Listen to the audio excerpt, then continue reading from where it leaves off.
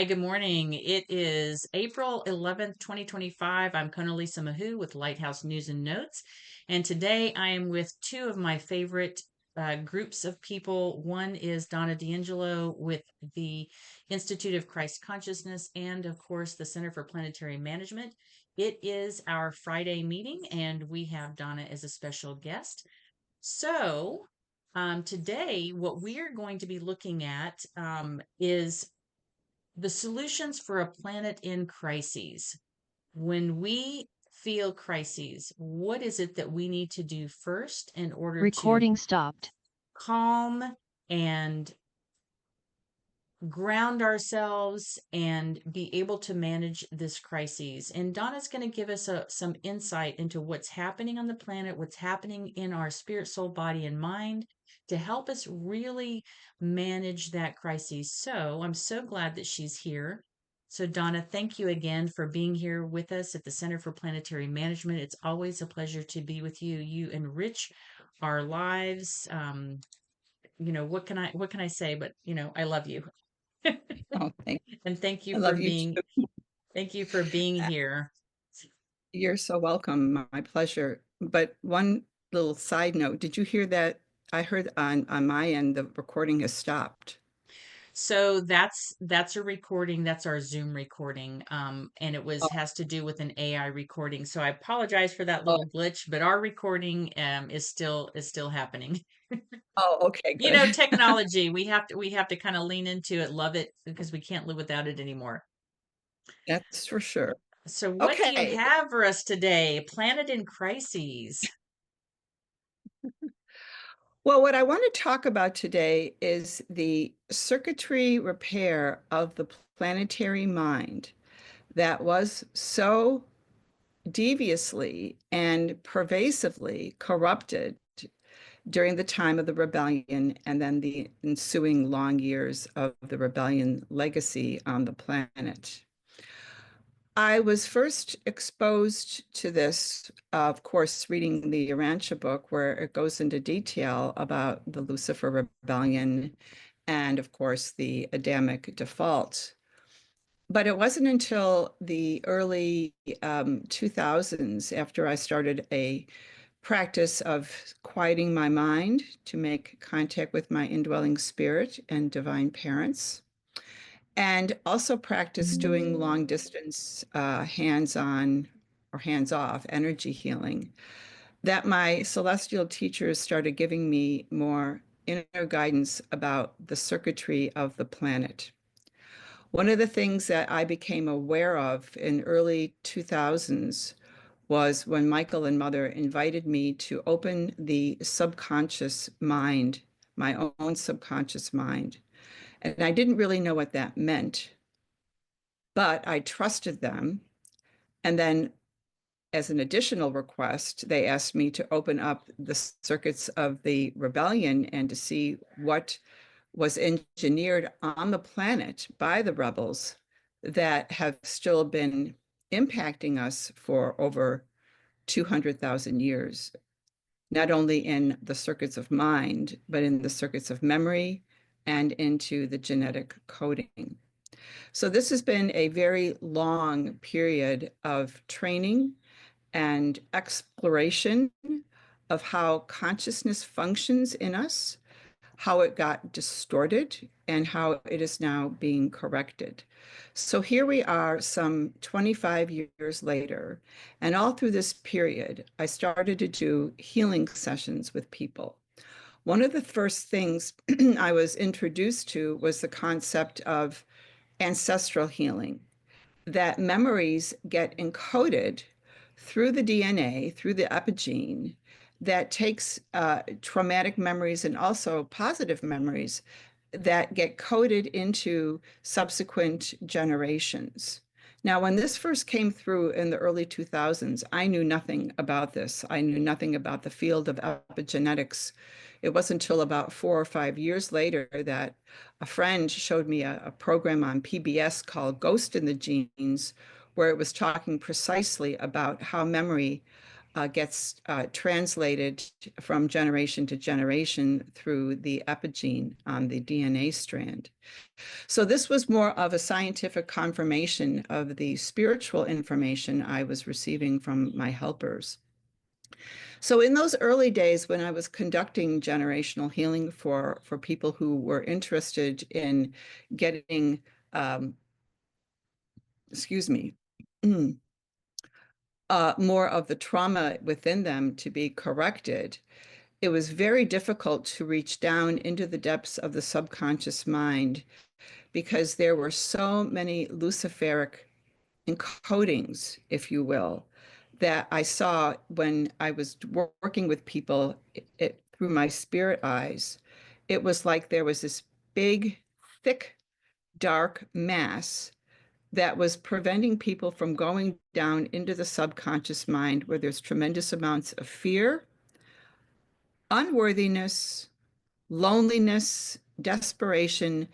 These are all erroneous codes that were engineered into human mind by the rebels and sustained over a course of evolutionary history by a power structure that wanted to keep us enslaved and beholden to Lucifer's manifesto and his agenda of total planetary control.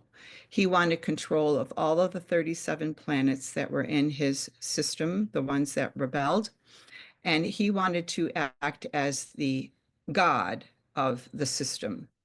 So this was a very, very big revelation to me to see how deeply embedded in our human minds and bodies, in our memory system, these Luciferic codes were. So over the course of the years, and I'm just kind of fast forwarding through, I'm not going into all of the detail just yet. I was guided to look at the different aspects of what makes us human.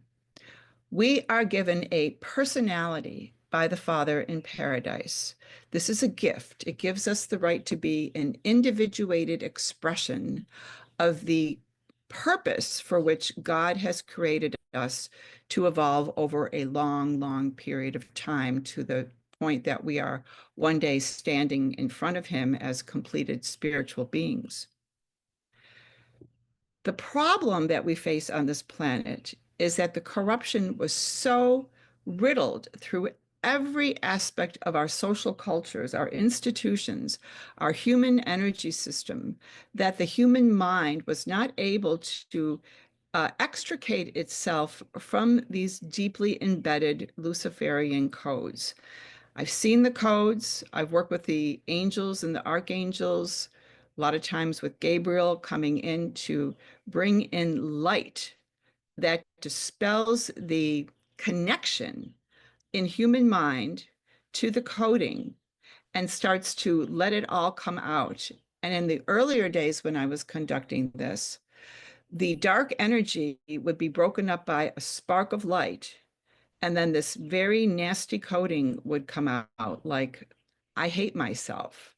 Or there were so many of them. I can't go into all of them. I don't even remember all of them. But let me just say that they were all poised to keep people in a state of spiritual enslavement and beholden to the Lucifer agenda. When those codes started to release, the energy would come out like black smoke, thick black smoke. And then this tarry energy would release. And then the nasty coating would come out.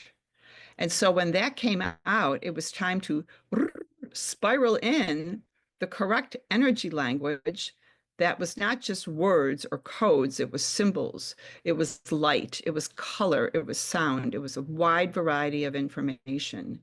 But it's all designed to get us back to our organic human nature and design. And so this was the basic process for working at the microcosm of doing individual healing work with people, and then at the macrocosm to do the collective work, working with Manjaranson, who was starting to make his presence known at that time, working in the collective mind fields to bring the spiritual energies, the spiritual coding down, down, down into the circuits of human mind so it could start presenting spiritual gravitational pressure on the mind to redirectionize it toward the spirit. I think I'm going to pause here and ask if there's any questions or clarity here. Yeah, Donna, that is amazing information. And what occurs to me most, and team, if you have questions for Donna, just go ahead and prepare those and then raise your hand so that I know that you have a question. We're working with the concept that there are seven core innate values embedded in everyone's DNA. But what I'm hearing you say is that those could not even operate properly because of this luciferic coating that covered those up, kept those hidden. And so now, by this process of outworking the luciferic coating, that people can begin to operate in their natural, with this natural innate core value system that's always been a part of us. I mean, Daniel tells us so much, and he's written so much about the seven core values, those universal values, but we haven't been able to tap into them for over 200,000 years. And so, therefore, here we are in this state of crises on our planet.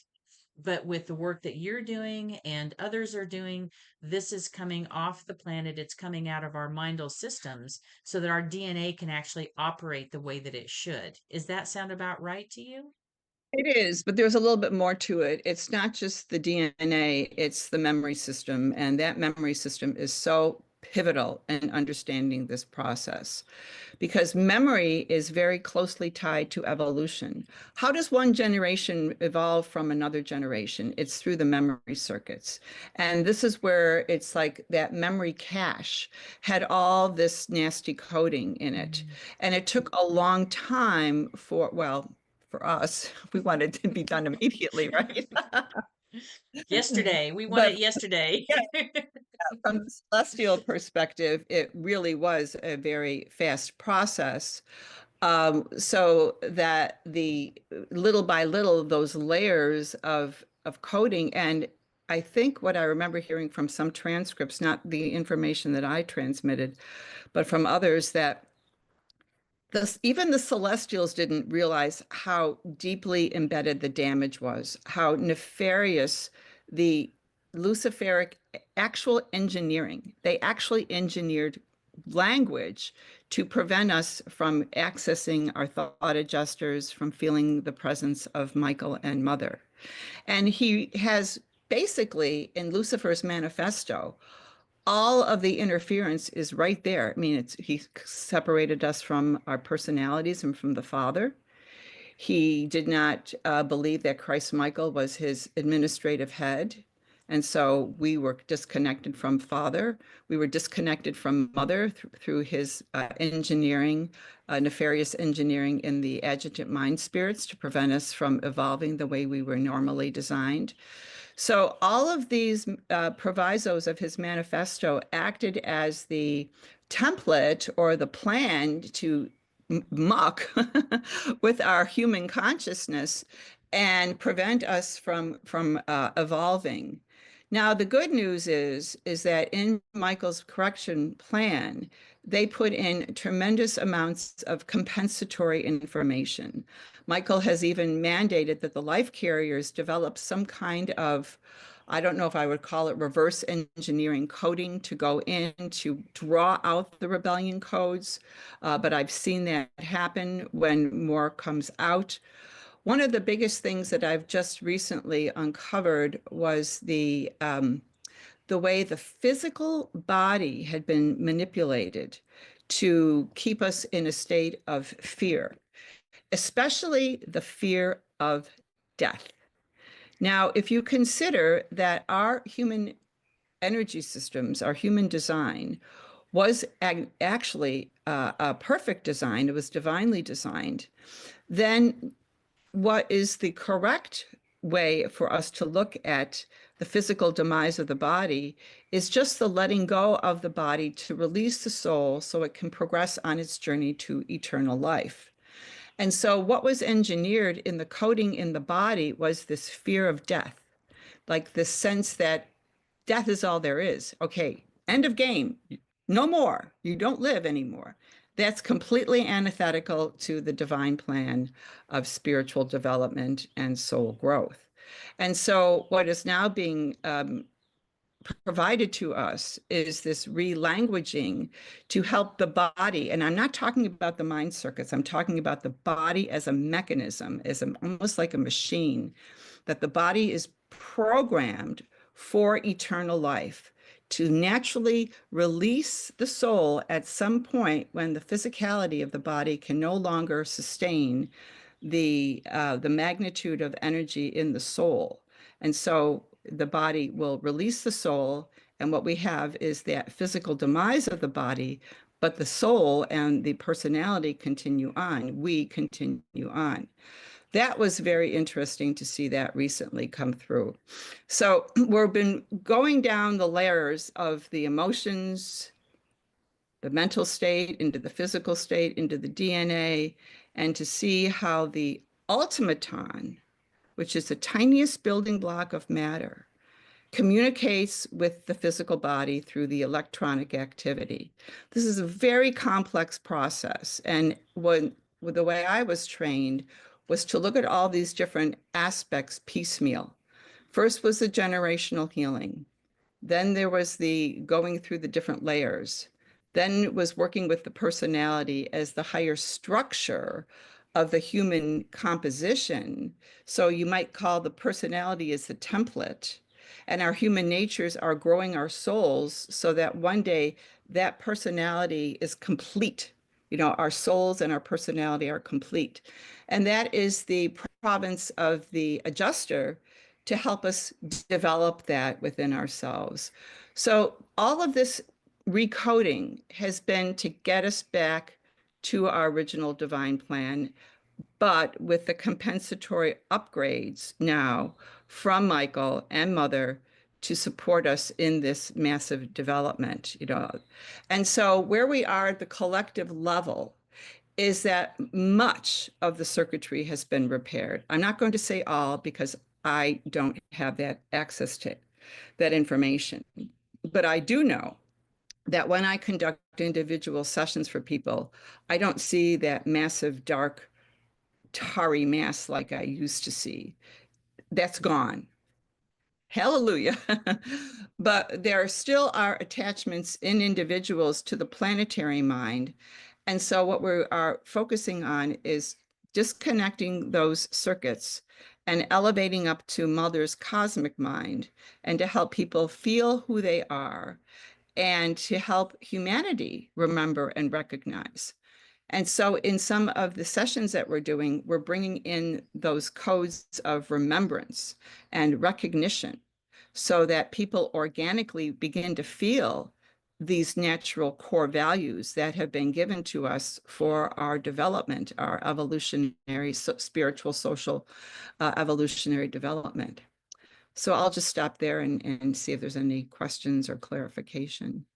Sure. I I, think I Jacques. see Jack has his hand up, but real quick, I want to emphasize that what you're giving, what I'm hearing is that there's the possibility of living a very fulfilled life in the body and not just having to wait to go to heaven to experience something better, which has been what religion has been teaching people for millennia, is that it's better on the other side. We probably needed as human beings this hope for something better, when we have these spiritual teachers, but the what's happening on the planet now is we're being given the possibility of having a different existence on our planet to rebuild our planet, etc.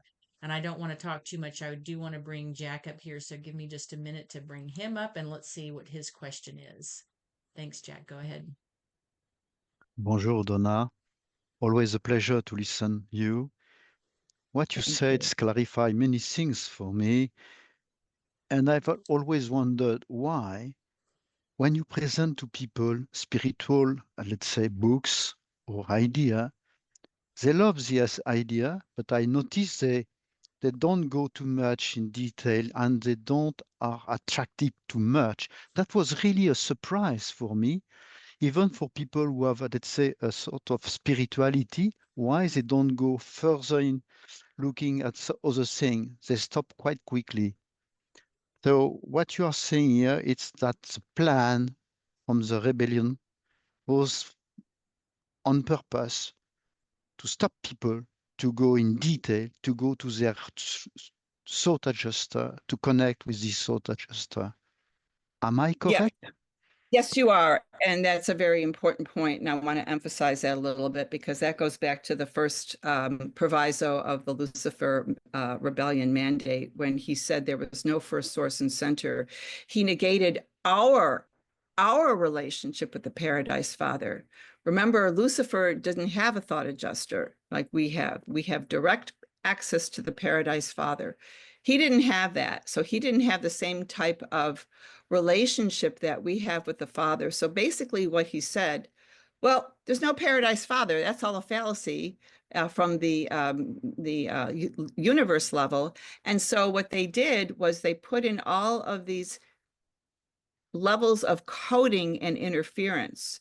And so what that does within the human mind, it reaches a point where people are somewhat curious, but when it gets to that unconscious resistance, it's very difficult for people to go beyond that because there's so much fear engineered in there.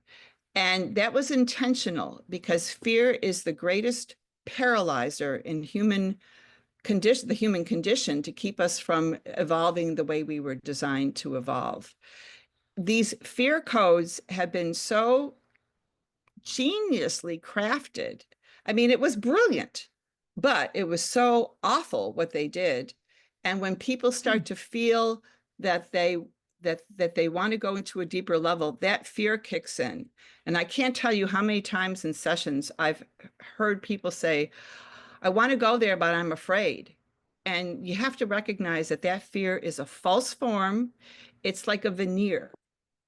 You can break through it if you just say, Father, release me from this. And then the door opens and there's a softening. Mother softens that fear so a person can open to that.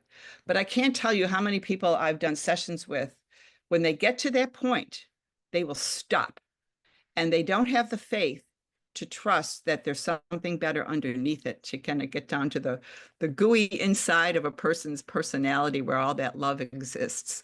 So yeah, this is a very big thing. And the good news is that that resistance is fading because of all the circuitry corrections that have been conducted.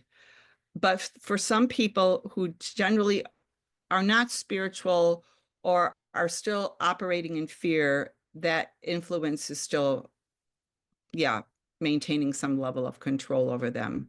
But eventually it will go. All of these rebellion energies will no longer be on the planet. The teachers have said, Michael has said this to us, one day it will be as if the rebellion had never occurred here. And we are on that trajectory now. Thank you. You're welcome. So what I hear you say, if people are coming to us in crises, then what they need to know is that it sounds like they need to really face the fear. And if someone is in crises and they're just beginning to learn about these things, what would you say to them to help them kind of break through this fear and know that they're not alone? Or what would you say to someone in crises who comes to our website in these circumstances?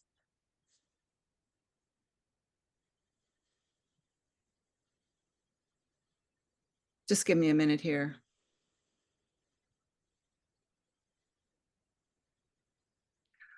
Well, there's several ways to approach it. And I'm going to speak to what you might call the verbal approach and then the energetic approach. This requires a lot of patience on the part of us to hold a space for people to relax into the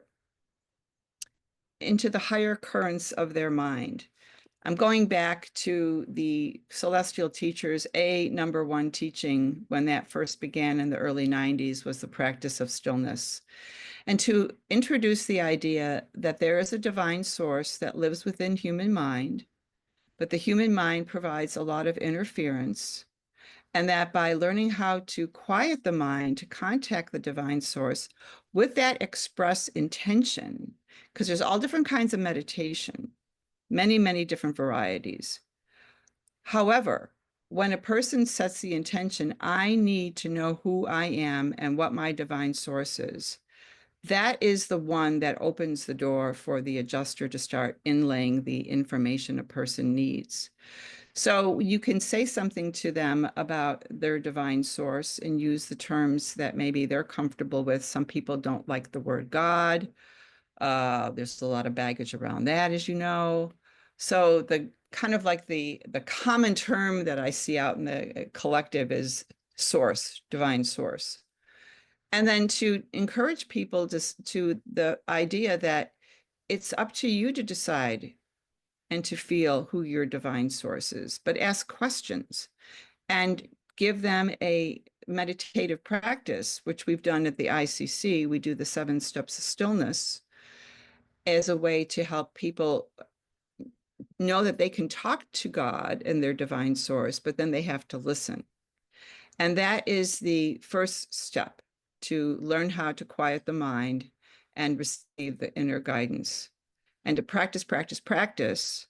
And then also to share with people, and just ask them kind of like, well, what is your biggest concern about this time? Keep in mind that what is occurring within individuals is the foundation of their consciousness, which has been rooted in rebellion, is now being shaken. People are being shaken to their core, their inner core. And if they haven't developed faith, that's going to be very difficult. So it's like helping a person move from the intellectualizing, analyzing, reasoning, rationalizing mind to a level of trust. And they can't get down to the level of trust until they start experiencing God's love within them, because that is the anchor.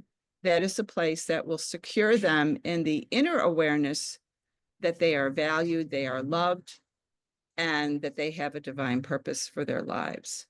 So there's a lot of ways to go about doing it. And because when you meet a person, through this forum of the internet, it's very helpful to develop a personal relationship with them so they can begin to trust you when they can't trust themselves. That inner core that's shaking is intentional. Our parents, I remember in early 2000s, they gave me a transcript. Unfortunately, I don't have that one. I couldn't transcribe it back then. But they said, we are going to disrupt your lives. And everybody in the group went, ugh. Like, oh, now what are they going to do? And that's exactly what they've done. They said this was necessary to bring in more light, to start shaking up people so that the erroneous thinking and the emotional trauma could start being exposed for the adjuster to help people see it from the divine perspective. There were many, many lessons about this disruption. And so now we are seeing it kind of like in full swing all around the planet. And this is some 20 some years later. It took a while for us to get to the point where the inner quaking is happening now all around the globe. And if people don't have a higher cosmological perspective of what's going on, then it's very difficult for them to trust in this process. This is a natural organic process put in place by our parents to help us outwork these rebellion energies and codings. So yeah, this is a very big deal. And the practice of stillness and just developing that relationship and hopefully just trying to calm them down by saying there's something that is very important that's trying to be birthed here, and that is the human spirit. And I think some people can understand that, that we're having a spiritual birth or awakening that's never happened on the planet before, and then you can go into more detail with them based on their receptivity. I hope that answers some of the question. That's huge, Donna. I mean, you've given us a lot of information, and especially about the stillness practice. I know that each of us here at the Center for Planetary Management, we have a stillness practice. We have figured out that grounding piece. We do it at the beginning of each of our meetings. And you mentioned though that you have 7 steps of stillness. If you could just, I mean, 7 steps to do this. If you could outline what those 7 steps are really briefly. I know that that information is on your website. Perhaps you can direct people to where it is on your website. It's not our forte here. That's why we have you with us, is to just give us a glimpse. So if you don't mind just sharing those 7 steps and where we can find them on your website. Do you want me to pull up the URL and put it in the chat? Sure. Or actually, what I'm going to do here is I have you, the Institute of Christ Consciousness, Donna at institutechristconsciousness.org. That's actually her website, institutechristconsciousness.org. But if you want to give the very specific website that goes with that and throw that in the chat, then I can share that with the rest of the team, and we'll also post that. What I can also do is actually find it on your website. So while you're giving us an idea of what those 7 steps are, I'll pull it up on your website to share in just a few Okay, minutes. it's under spiritual growth. Okay, So perfect. it's that on that first page. Okay, very simply. Oh, now I got to figure out where I got to go back. Okay.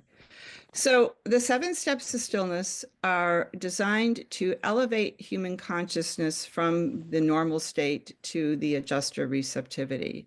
So these steps have been carefully cultivated so that your natural consciousness is rising. So the first step is called physical relaxation. So you just take a few deep breaths, place yourself in a very comfortable position, and just relax for a few minutes.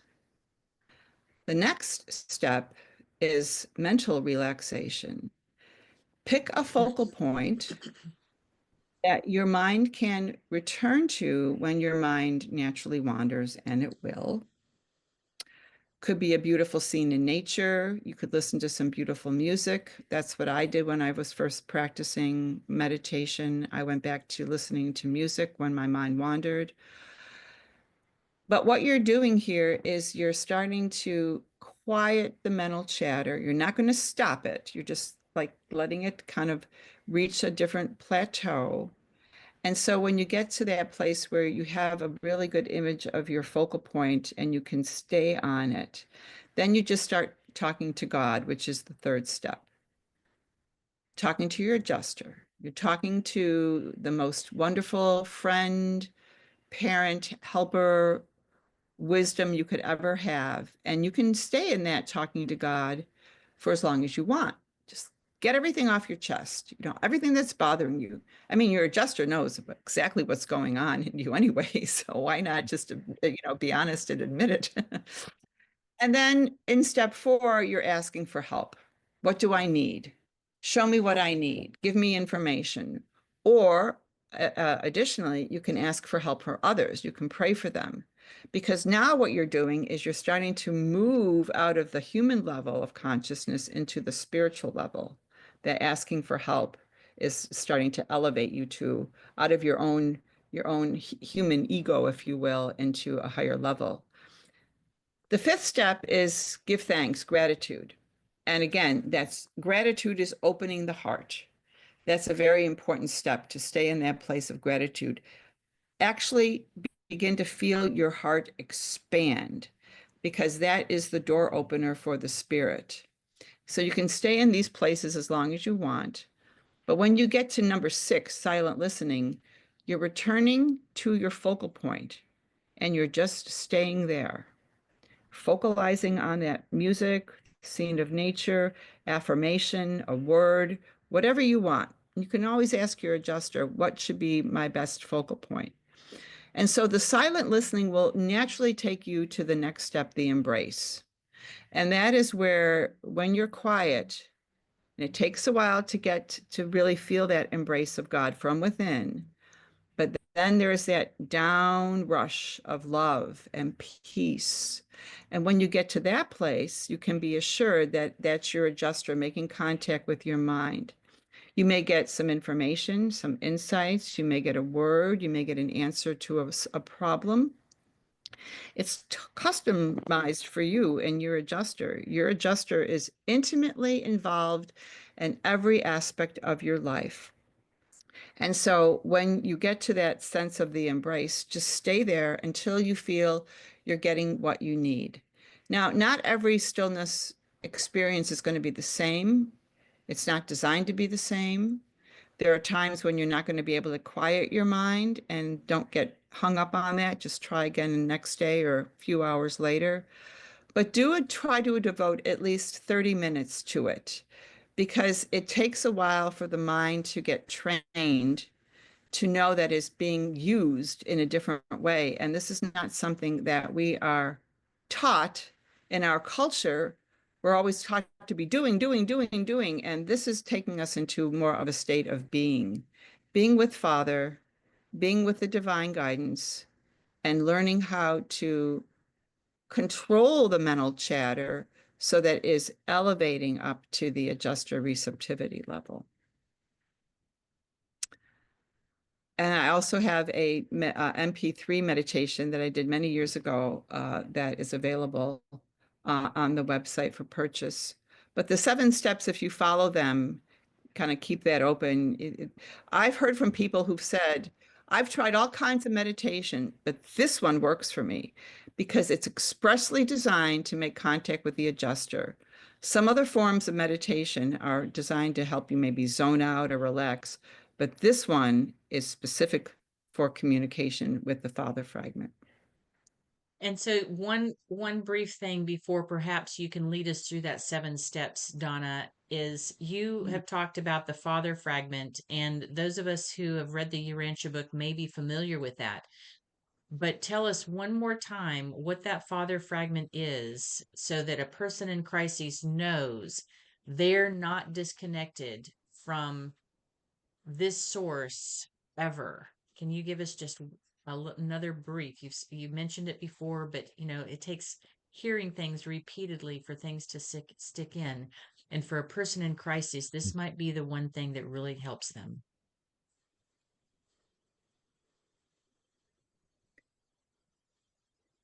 Our creator is a spiritual being. He does not have, she does not have a physical body. Therefore, at our level of development, we are what you would call a special creation. We are designed to have life on an imperfect, evolving world where humans are charged to develop a divine plan that one day is reaching a state of perfection, just like the realm where divinity resides at the center of all reality. To escort us on this journey, we have been given an actual piece of divinity called the Father Fragment, the Indwelling Spirit, the Thought Adjuster. The function of this spirit is actually to act as a thought adjuster, to adjust our thinking as humans to the way our Creator would want us to think and respond to life. And that is with the attitudes of love and peace and kindness and fairness and compassion and forgiveness for everyone. This is not the way we have been conditioned or influenced to live on this planet. And so this indwelling helper works in the higher levels of our consciousness. And it is up to us to make that decision to develop this relationship with this indwelling spirit, who is the most loving, friendly companion, the wisest guide, because this spirit knows everything about you, all of your issues, all of your genetic programming, knows everything about you. And this spirit craves intimacy with you, to actually blend into your conscious thinking, into your emotions, and help you feel about yourself the way our Creator feels and loves you and validates you as a right to be who you are, as an individuated expression of divine truth, goodness, and beauty. This spirit helper is the key. Developing a relationship with this spirit helper is the key to all your happiness and peace of mind, because the human mind has been conditioned to live in a state of fear, which is antithetical to the divine love that lives within. But it is up to each individual to decide whether or not to take that step of faith. And this is truly a step of faith. It's a very deep, consecrated trust in saying, I may not know all the things about myself, but my spirit does. And I am willing to open that door and begin to see, explore more of who I am. What are the things that I love? What are the things that are holding me back from my creative spiritual potential? And when a person does that, you start on this long journey of becoming more of who you are. You are there's a B in you of an existential personality that you have from the Creator, and you are becoming that beingness. It is a process. And that indwelling spirit is designed to act as that spiritual companion and guide to help you come into the greater beingness of who you truly are. This is something that Jesus was able to achieve when he was here as a human. And he showed us how to do this by his going out and communing with his spirit. And this is something that each one of us can take on if we so choose. I'm not saying it's easy to quiet the mind. Sometimes it can be very challenging.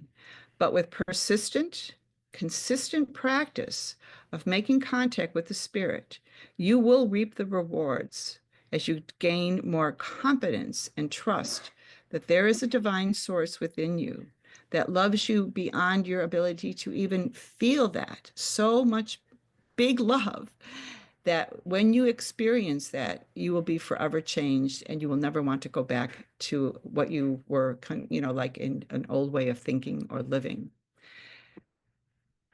Whew. I guess that's about all I Wow. can. That's just phenomenal. Thank you so much, Donna, for sharing that. I mean, that encourages even me, even though I'm aware of it. I just want all of our audience who's with us today and all of the folks that'll see this at some point in the future to know that really when you hear that saying that everything that you need is inside of you, that's true. We have the father fragment and we're not ever alone. People say that, but we're really not ever alone. We have the father fragment in addition to our angelic host, that surrounds us. So for a planet in crises and people in crises, that's an extremely important piece of information. And I think that that's a great place for us to close out the interview that we've had with you today, with the exception of if you would kindly lead us in that 7-step stillness practice that you um, showed us and that we looked at online. And that way people can experience this as you've talked about it. We would be so grateful. Sure, I'll be happy to do that.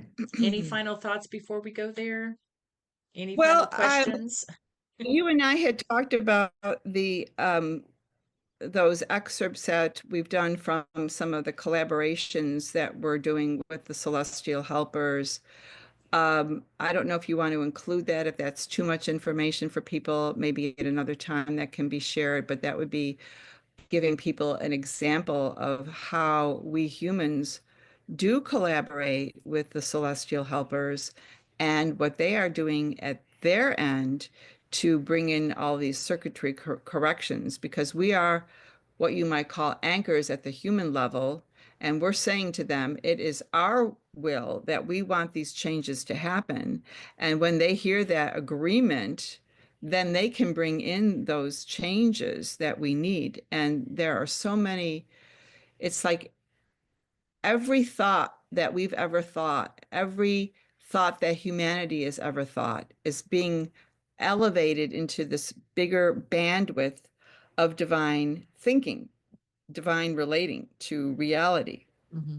And so it's like a scrubbing of all the circuits. And so in a previous presentation with another group, I took some excerpts from some of the group collaborations that I'm in. One of them is with Kona.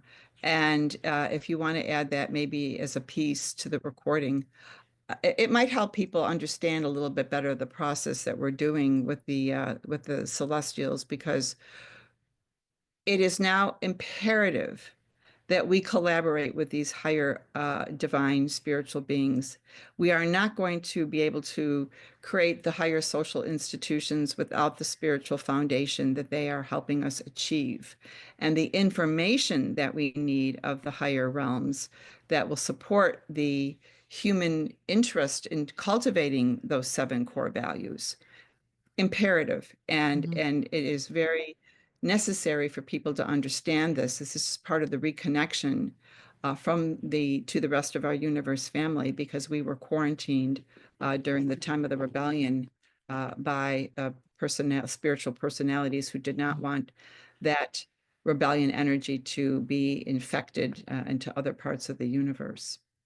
So Well, I'll leave that up to you. let's just say that you've given us a tidbit for a future interview with you. Let's stay with this core and central piece now that we need to get centered and grounded. And you've given us a lot of information on the circuitry and what that means. And I think that because the pieces that you want to share are also very central to what we do, which is the reestablishment of institutions on the planet, that is important information for our team. It's important information for the people that come to our website. And so if you will come back and join us on another day, let's take that there, because we're going at almost 45-50 minutes in this one, and we've had so much information. So I definitely want to cover that, but let's save that for our next interview if that works for Okay. you. Yeah, I do that's see that absolutely. Bob has his hand up, so let me go to Bob. Bob, I'm going to ask you to unmute and I'll bring you on if you have a question or a comment. Go ahead. I do have a question.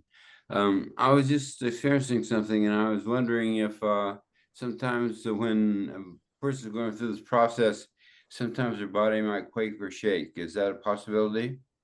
Oh, yes, absolutely. The consider the fact that we are all energetic vibrations, and the dense physical vibrations in the body, especially the ones that are tied to erroneous information or trauma, that has to break up. So yes, there will be a shaking, a rising. There's many times when I've felt this inner shaking. It doesn't last very long, or a vibrational rate, like I can feel my vibrational rate rising. That's the action of the Holy Mother Spirit coming into the whole energy system of the human and helping them open up to these higher energies. So that's entirely normal. And what is also entirely normal is, depending on how much inner correction needs to be done, sometimes people can feel sluggish, really tired. They need to drink a lot of water, get good exercise, rest. Also, there could be some emotional expressions, some memories coming up, and a person wants to cry and let go of that. That's also very normal. So there's a letting go and a release period while the new energies are integrating. So yeah, that's all part of the normal process. Oh, okay. So that means that as Donna, as you walk us through this, that anyone listening now or anyone listening to this recording in the future may begin to experience these things, which are completely normal. Thank you for sharing that. That's a great question, Bob. Thank you for asking that, so that anyone here or anyone listening will be ready and think, "Oh my gosh, what's happening?" And just know that that's part of this recentering, regrounding, and reconnecting to spirit. So without And saying, go ahead. well, one more quick thing. As Sure. a healing facilitator, a lot of times when I'm working with a person, if they can't handle the energy themselves, it's coming through me, and I'm holding that for them to get the benefit.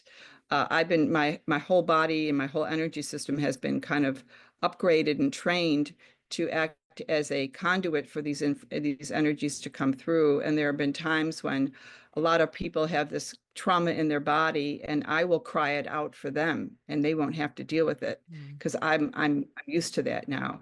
So, if you're having trouble with this, you can consider having some personal sessions, because this is where I've been trained to help people release these erroneous codes and get the recoding that they need.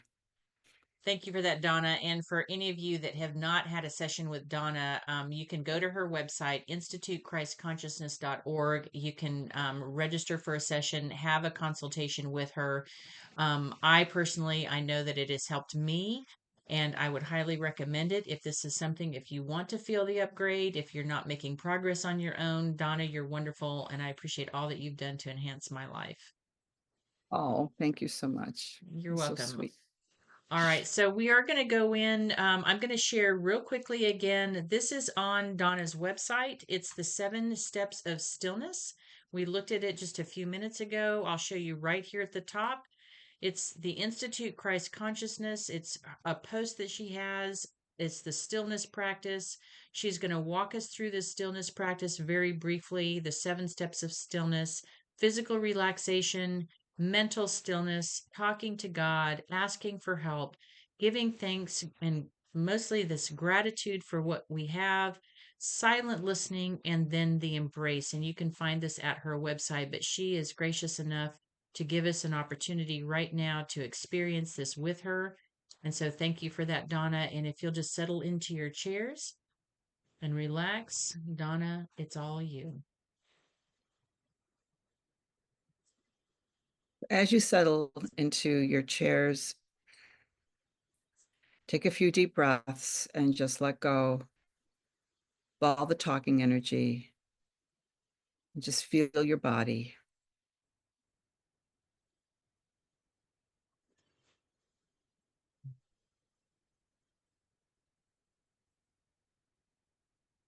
Continue to breathe very rhythmically and deeply. You're preparing your physical vessel to perceive the voice of God within.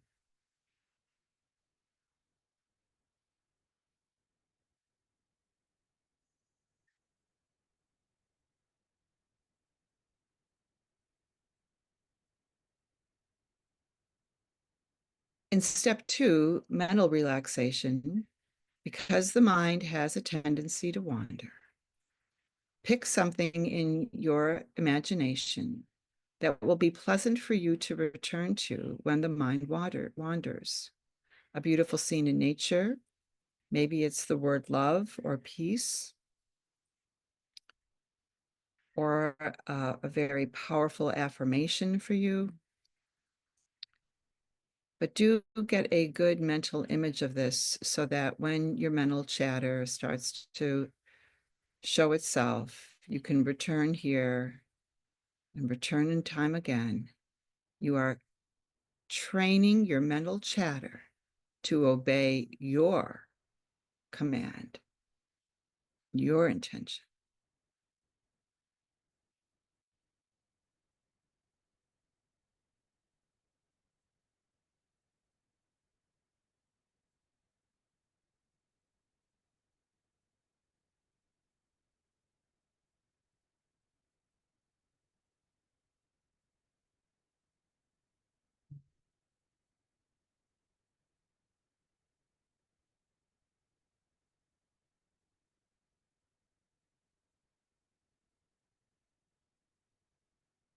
And then moving on to the next step, which is talking to God or your spirit.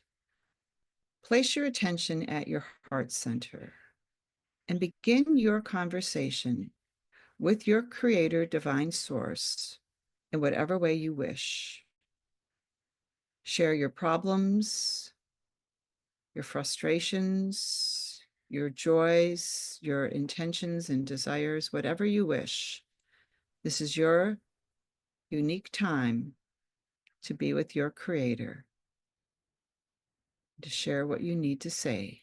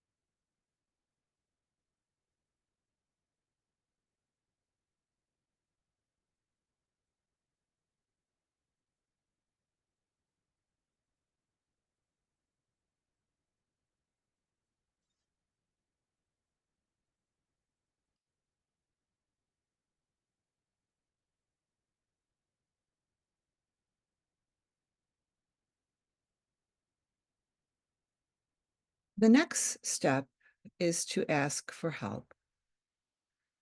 So many of the problems and situations we encounter are very difficult for us to handle on our own. But spiritual assistance is available, but it must be requested. So whatever it is you need help with, spend a few moments articulating that to your spirit. And do also include a few moments of asking for help for other people you know who are in difficult situations. Because here, when you ask for help for other people, you are moving out of your own ego mind and starting to open to a level of unselfishness and being of service to another person. So that is what number 4 is for. Ask for help.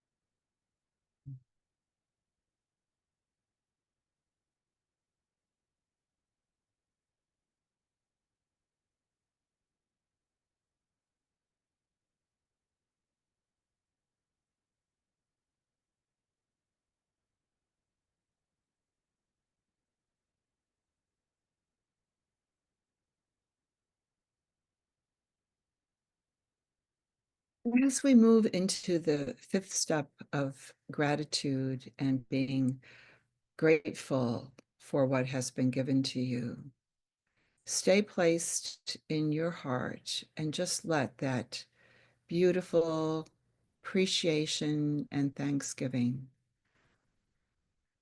be expressed from your heart up to your Creator, whatever way you wish.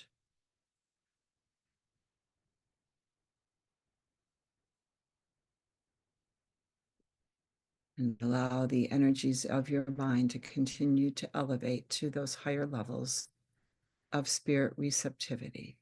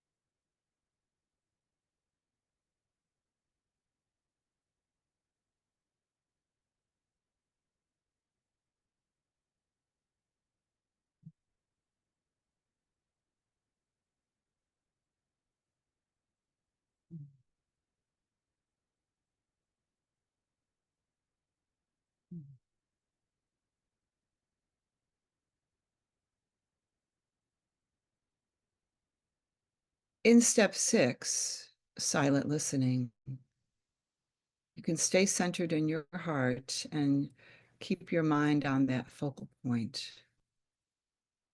Because here is where you're starting to quiet the mental chatter and provide that sacred space for the divine love to flow down into you.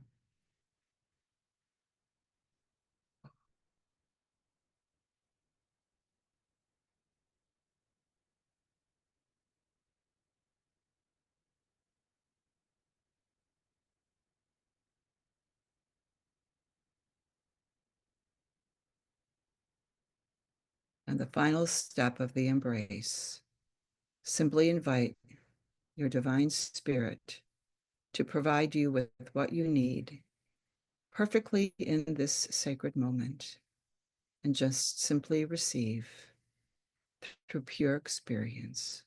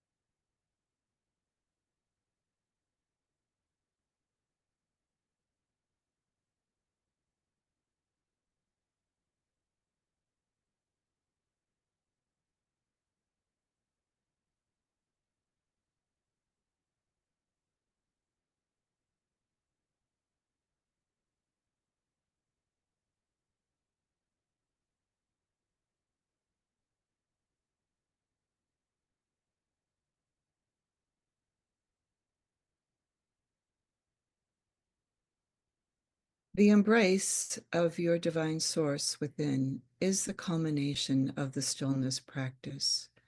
This is the objective, to reach this state and to maintain your presence in this state so that you can move from your stillness practice refreshed and renewed and grounded in deeper peace and security. The more you practice this, it will be easier to elevate your consciousness to those higher realms, and you can reach the embrace in a more expedient and perhaps faster manner. But it is up to you to take the helm of your inner spiritual growth and say, I need this. I want this. I deserve the divine love that is my birthright. And when you do this, know that there will be many who will come around you and help you achieve your heart's and soul's desire.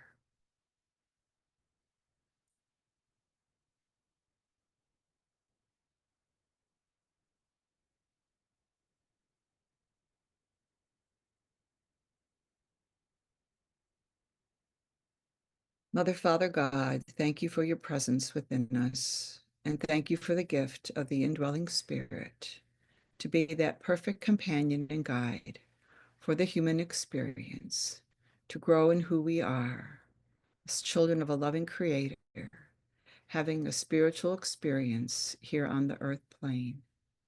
And I ask for these energies to anchor and circulate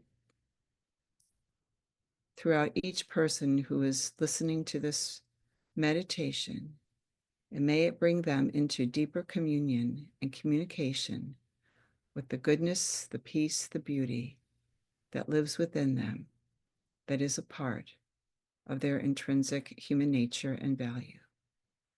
Thank you, thank you, thank you so much for all the goodness that you provide to us, the ways our minds are learning more truths so that we can become the most beautiful expression of our human nature while we are here on this earth. And now we close this meditation. Great gratitude in our hearts. And I thank you for allowing me to share these moments with you.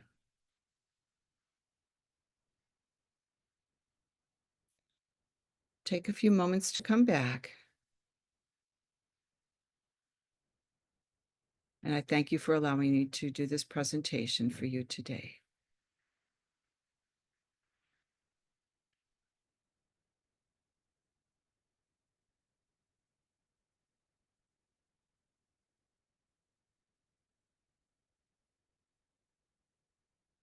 Thank you so much, Donna.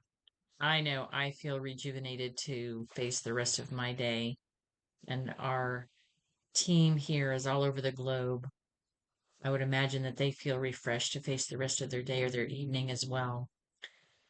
So, we'll have you back for sure. I do want to just let folks know we are the Center for Planetary Management. You can reach us at Team for Center for Planetary Management, but you can also reach Donna at the ICC.